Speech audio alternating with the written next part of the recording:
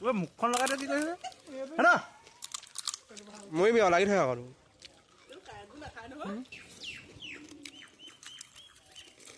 খা খা লগাই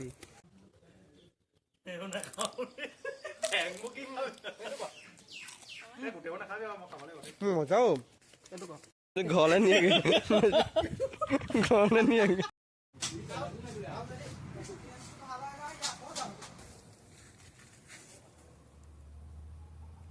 দুখীয়া লৈ লওঁ